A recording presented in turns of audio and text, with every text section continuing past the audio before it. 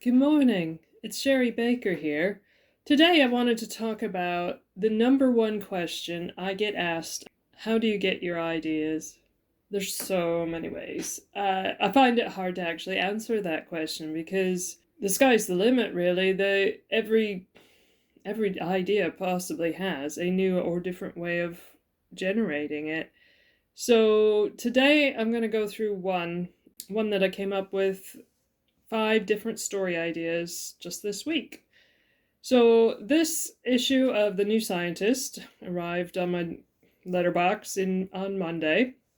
And while I was reading through it, I came up with a whole range of story ideas. The first one was about these bees here. They're having a problem with the power line. Starts generating ideas about, well, in an alternate world, would we stop using electricity to save the bees? Or would we keep using electricity but lose the bees? And then what problems would that create? And you could have a whole either short story or possibly even a longer series with that. Then the next article that was below it, they're talking about contact lenses that have capability to see infrared lights, which made me think all sorts of wonderful spy type applications or rebels, maybe sending coded messages in the infrared. And it wouldn't necessarily be the whole story, it might just be a piece of a story. Then I had carried on reading. I came up with these 2 articles. And you had one there, that these birds like to decorate their nest with objects. Now, in my current work in progress, I've got a character called the Bankers that often look like ravens or crows. And this article is talking about how regular birds will put other things in their nest, potentially to scare off corvids. And they're saying how by putting in an object, maybe a spoon or something, that would delay them for a certain number of hours.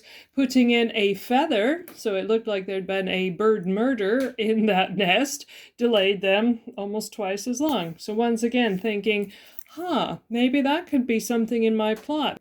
I don't know if I'll be able to use it or not, but it's an idea, and that's how it was generated. Then this one above it saying how AI doesn't understand the word no, that potentially could be a whole new short story, maybe longer piece, who knows. Just liked that whole idea of a robot stroke AI that's somewhat being a bit of a toddler sort of thing of, I'm going to pretend I didn't understand what that word means. No, no, what does that? No. But I thought it as a story idea, it could be it could be quite a funny story. It could be something that's a little bit more sinister. But there you go. There's another idea. And what was the last one? Okay.